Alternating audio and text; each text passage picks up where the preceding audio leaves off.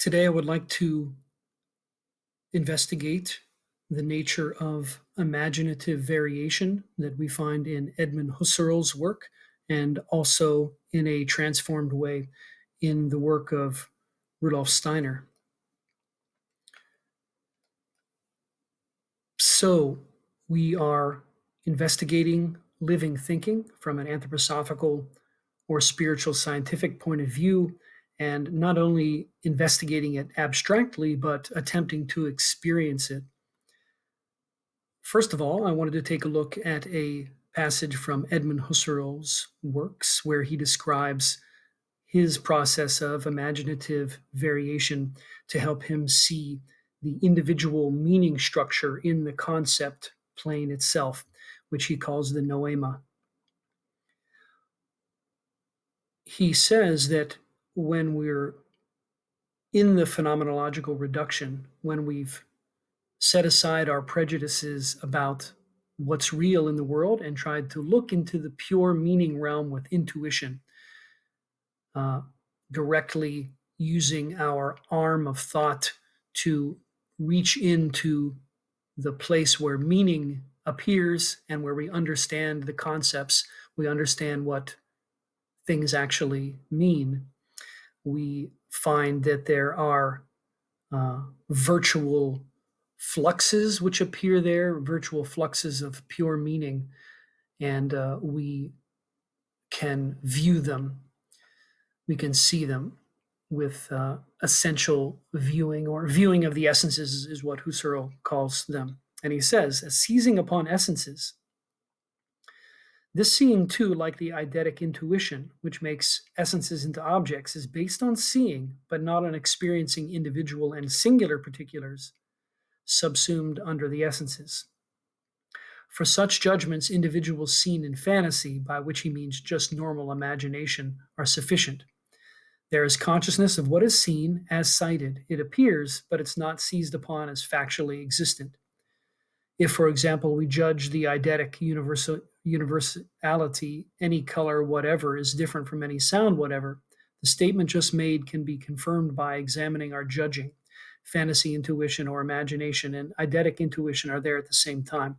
So Husserl expresses himself always in a very complicated way, but we can take a nice example of the triangle and what imaginative variation means in regard to the experience of the triangle. So, what we would do to look at it in a diagrammatic way, when we would imagine an isosceles triangle, so we perhaps close our eyes, and I encourage you to practice this on your own as well. So we imagine an isosceles triangle in our plane where we can view things in our mind's eye, and we rotate it. So we rotate from this view to a flattened view, and in our mind's eye's viewing, we can even stretch out the sides of the triangle to go to infinity. So how far can they go out in your imagination? See if you can stretch the limits. And then we also might make the point infinitely tall.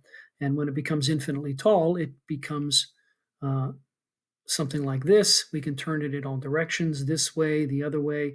We can look at it from its end as a point. We can look at it from its side, and we can continuously rotate them. So this is imaginative variation, but it's not the mental images which are important.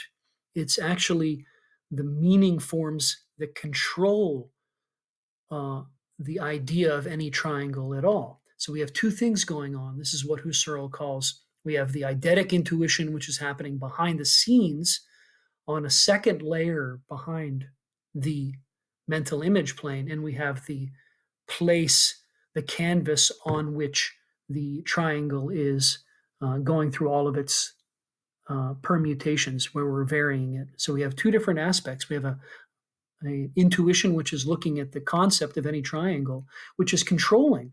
How do I control the paintbrush, which is painting on this canvas of our memory light that's all around us. How do we paint on this canvas? We paint because our understanding controls the limits of any triangle. If we go too far, we say, oh no, it's now become a line or a point or a square, or oh, I went a little bit too far there. Now it's become more like a sphere. So, how do we know that? We know that because our intuition is living in the essence of the concept of a triangle. So we can do this. You might think, well, this is a strange practice that might have to do with phenomenology, but not really with Steiner. And that would be incorrect, because if you look at Steiner's works, you will find this great passage here where Steiner explicitly talks about this. He says, when he's talking about the triangle itself, this is from Human and Cosmic Thought. You can see the GE number right up there. I will make certain demands on your imagination. You must think to yourself that the sides of the triangle are in continual motion. When they are in motion, then out of the form of the movements, there can arise simultaneously a right angled or an obtuse angled triangle or any other. In this field, we can do and also require two different things. We can first make it all quite easy. We draw a triangle and have done with it. We know how it looks, and we can rest comfortably in our thoughts, for we've got what we want. But we can also take the triangle as a starting point and allow each side to move in various directions and at various speeds. And in this case, it's not quite so easy. We have to carry our movements in our thought. And in this way, we really do lay hold of the triangle in its general form. This is the what Husserl would call the eidos, the living virtual idea potential that has a meaning at its center that controls all of the mental images that I could form. What Husserl calls fantasy with in German, it's spelled with a PH, so they bring this into English. We fail to get there only if we're content with one triangle. The general thought triangle is there if we keep the thought in continual movement, if we make it versatile. So he asks us to try to do this. And when you practice it, you'll find that after many times practicing it, something else will arise behind all of the permutations of the triangle, that it's not like just moving on a two-dimensional plane. Eventually something new arises. We keep rotating this thing around and around, and eventually you'll find something like something coming up a little bit like this. It's not exactly like this, and uh, I don't mean to replace your authentic experience with this image, but you'll see that this continual flux object of virtuality comes visible in the mental image plane. And this is not the goal of the exercise. This is just a temporary step on the way. So don't confuse it with the goal. If we are to understand Husserl and Steiner, though, we also want to recognize that this is not the pure element of meaning. This is what appears on the fluctuating plane of the virtual, the concept plane. So we also want to understand, to be able to think through conceptually every move that this fluctuating object makes.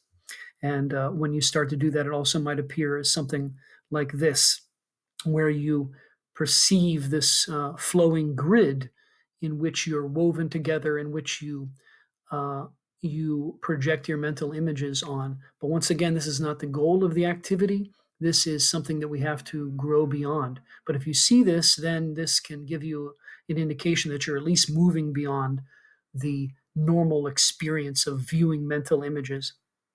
Okay, so let's go back to this rather poor diagram. I totally get that it's a bit silly, but at least it gives us some way to visualize what's going on here. So after we rotate the triangle, the pneumatic nucleus shows up. This is the meaning form. As I was trying to suggest, there is a meaning form behind a conceptual element, a meaning element that's behind all of the triangles that are moving in a particular direction. And Husserl calls this a nucleus. Okay. If we want to uh, go beyond Husserl and tread the path of spiritual science, we have to become awake to even more of the elements that are happening here. So I'm going to describe some of those things. You can practice this over many years and see if you can become awake to these elements. So we'll notice then that you could ask yourself about who and what will forces are painting the various triangles in my mental image sphere.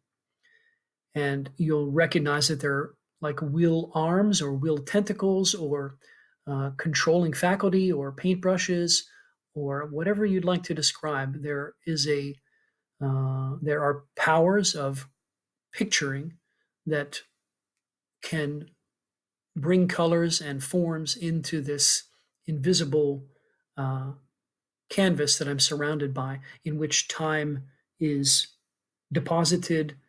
It has a dying element, has a living element. So we have these vivid mental images, but actually, this is a kind of dying process. So these will arms, if we can notice these will arms, we'll start to recognize, they're actually a bit more alive. But the will arms are not painted on the canvas. They paint on the canvas, but they themselves are not represented. It's almost like the person behind the camera is not shown in the film. So we have to recognize the cameraman and all of the cameramen that are part of our soul faculties. Steiner describes this also in occult science, going from the mental image itself, the symbol itself, erasing that symbol, paying attention to the soul forces that are active there, and then continuing to follow this through. So we start to recognize, the even when we see this flowing grid shape, this fluctuating element there, still we can go out beyond that. That's like as Yeshiel Ben Haron talks about it in New Experience of the Supersensible, this noematic nucleus is really only like the frozen iceberg that we see above the surface of the water. But the real element of living thinking is actually below the surface, or here I've indicated it as the blue. So we start to become aware of the will elements, and there are quite a few. I don't know how many there are. Different people, I think, have different experiences of them. And so we start to become aware of the warmth, the dark warmth that's around the clear aspects of meaning and mental image formation. And eventually, we have to go through a moral transformation where we uh, recognize that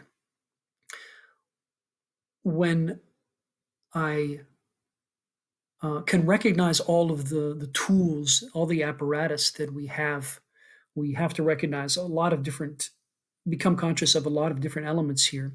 We notice that we have a will element, which is oriented toward the future, which Husserl calls protension. So we're always anticipating uh, how we're going to organize the mental images of the world that we see around us, how I'm going to organize that as I perceive new elements in the color flux that we experience around us. So we can recognize that we have this openness toward future representing, where we glue together the pure ocean of color and sound and pressure around us into a coherent organization when we link it up with a concept, and it gets glued together actually in the area of our brain, of our inner experience, where the pineal gland and the pituitary gland come together. There's a kind of gluing together that happens there, where we now know in our inner representing this like solidifies our feeling of subjectivity, where it becomes glued together, and you become conscious. Oh, now I know that I see a calendar over there or a speaker over there. And in this gluing together, this confidence that we have of modern consciousness, this is actually a dying process. So uh, we we recognize there's a dying aspect that happens right here, where it gets glued together. And if we can recognize this feeling of inner confidence is actually a crystallization or a freezing or a dying element, then we can start to see what's actually alive in this process. So we have to recognize the death as the foundation of our modern consciousness, the dying of the ether body. Essentially, this light canvas around us is the light ether, and there's a this aramonic aspect that we experience here is really the dying element that's controlled by the aramonic double inside of us. There's also the luciferic temptation to fly off into these to enliven these mental images so much, or these after images, and then you fly off into this angelic false world that's made up of pure images, but you can't perceive what's real because you don't have your conceptual faculty that's awakened there with intuition. So we have to stay somewhat in the middle. So if we can recognize how that consolidation of modern consciousness takes place inside the brain, okay, we can also there's like two will arms, especially that we want to focus on here. This anticipation arm, which reaches out toward the future, and we also have this memory arm, which comes down into into our memory field. And if we recognize how the memories are deposited, the current memories are deposited into our past memory, we can recognize another arm of the will, which Husserl calls retention. He becomes conscious of this to a certain extent. We can also become conscious of it, and we can slowly get control over these arms. So Yeshayahu Ben Haron talks about this in his book Cognitive Yoga, where we can experience what these two arms are doing, and then we can start to erase their consciously and gently erase their inscription. We can erase what they're inscribing. So uh, we erase what's coming toward us from the future. We leave an empty space there, and we look into the empty space. And also in our faculty of memory, we also erase the last memory. We keep an empty space there, and we also then look and feel and will and wait in this empty space that's in the middle. This allows us then to slowly separate the two streams that come together that Steiner describes in occult physiology, the two streams, the one coming down this way and the one coming up from the heart. We keep these separated, and we unglue the modern experience of subjective consciousness. And when we do that, this allows us to experience the living aspect, the warmth, and the life that's flowing around us. And we also flow out into this pure experience of time, of duration, of openness. And then we come to the moral threshold. So we can transform this process of representing subjective power over knowledge. We can see this as a reversing process, as a moral killing process, to really recognize this in ourselves in an honest way. And then this opens up to something that you might experience a little bit like this, a complicated, horrible image, but just to give you an idea. So this is our normal consciousness here. This is the triangle that we're projecting on the memory plane, on the dying part of the etheric body. The pneumatic nucleus is controlling it. So we have this element of meaning that we're oriented toward. Here's the experience. The lines are meant to experience the grid that we can see in the dying part of the etheric body. Yeshayahu talks about it in many precise ways in New Experience of the Supersensible, in chapter 5 especially. And also Steiner talks about it in various ways that I've described and written and cited in my book, Resurrection of Thinking, and also in the Earthly, Transcendental, and Spiritual Logic, my new book on Husserl and Steiner. And so if we can experience this becoming alive to the warmth element in what I've kind of indicated in the blue here, and if we can experience this emptiness that's kind of like the black opening here, the wound, the moral shock. It's really a threshold. This is really one element of the void of the threshold. Then, if we wait and if we practice this over many, many years, especially with others in a community, we start to recognize that everything becomes turned around, and we start to recognize the real I who is thinking in the concept world, the real spiritual I who's feeling in the living soul world, and the real I who is dwelling in the physical body, but in the unconscious parts of the physical body, which is woven together with the whole world in the will. And so now I just indicated this by this terrible drawing, but eventually we become alive outside of our uh, etheric and physical body, and we become awake in the astral body and the spiritual eye, and we can start to originally, or at first it's like experiencing oneself outside oneself, and eventually over many years this becomes integrated into one whole experience. But it's a pulse, so it's not either or. It's a pulse of like breathing. I breathe into my spirit eye, who's awake in the place where he creates concepts, where she feels, where he wills. And I awaken to the potential to meet with the Christ Spirit who lives in this knowledge drama of today's experience of the etheric world. So you might experience this. It thinks me, the I am is now intuited as outside the body. It thinks, feels, and wills from the outside in. It thinks me, it feels me, it weaves me. And we have to confront this with devotion and reverence, to look at all of the negative evil sides and destructive killing sides of our everyday consciousness, to realize that all of this grasping for controlling knowledge is a reversal and destruction of the real world. It's as if the living thoughts are broken into 1,000 pieces in this calcification frozen grid around us in the dying part of the etheric body. But we can also experience the living part then, which is to experience the new etheric earth, which is being formed, the streams of color and light which were woven together with. And we then have the potential to become creative there as we flow together with this and are taught by the the good masters who are there to help us on our way in modern times. Okay, so when this happens, we can experience something that Yeshayahu talks about in the new experience of the supersensible in chapter 5.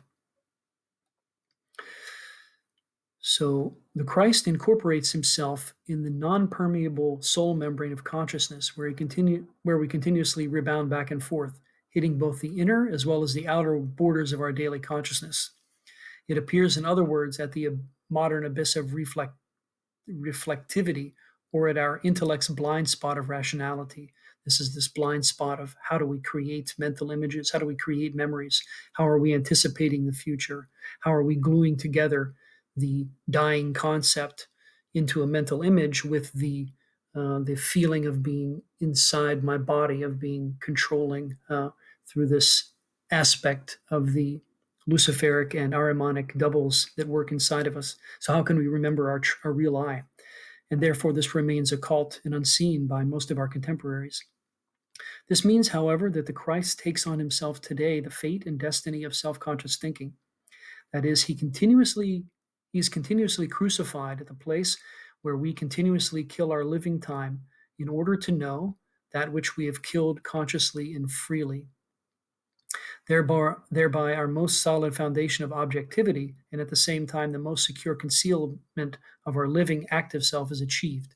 So we erase our real spiritual higher self in every act of subjective knowledge. That is, the consciousness soul has this dying aspect in it. We have to awaken to the spiritual life that's behind it, and recognize that this gives us an opportunity to transform every cognitive process into a moral process. But we also have to confront ourselves as real with all of our evil nature. So this is the task that's set out for us, and we have the potential to be enlivened and healed at this process, to gain nothing personally for ourselves, but to become wide awake organs of spiritual science and become enlivened by this experience of uh, the new life that we find in the whole earth, because we are woven into His being, and we're woven in a time right now where we might experience the impersonal weaving of the concept plane. It's We are woven in imaginative variation. The world itself is imagining us. The spirit beings are weaving us into imaginations. We are woven into cosmic imaginations. Our body is woven together out of cosmic imaginations. So this is the, let's say, the outer pole, the spiritual pole of what we begin by thinking is a somehow subjective process of learning how to become clairvoyant by projecting and imagining a triangle. This really becomes totally turned inside out, and we see, oh, that was really a a being who really only wanted to take his subjective characteristics over into the spiritual world. But the spiritual world says, no, no, my friend, let's separate what's truly you from these other beings who are working in you. So then we recognize, oh, the spirit worlds are thinking us, the spirits are thoughts, the spirits are feeling us and willing us. But we're also free in the center of this. The Christ spirit is the gives us the gift of the free I am here, and we're able to learn that we can be free. We can be free spirits. We can slowly free ourselves, as Steiner talks about, and learn moral imagination, where we learn that the real imaginative variation is learning how to become the world imaginations. We weave together with the whole etheric world, and we can think clearly here. We create new living concepts, new living understandings, uh, and these become an element of the living etheric earth. And we weave together with these new solar imaginations and recognize all the negative things that happen there, but also the positive potential. So this is the real potential in the what's called the second coming, which has a cognitive and a moral aspect, as Yeshayahu describes so clearly. So that's it for today. Thanks a lot. Have a great day.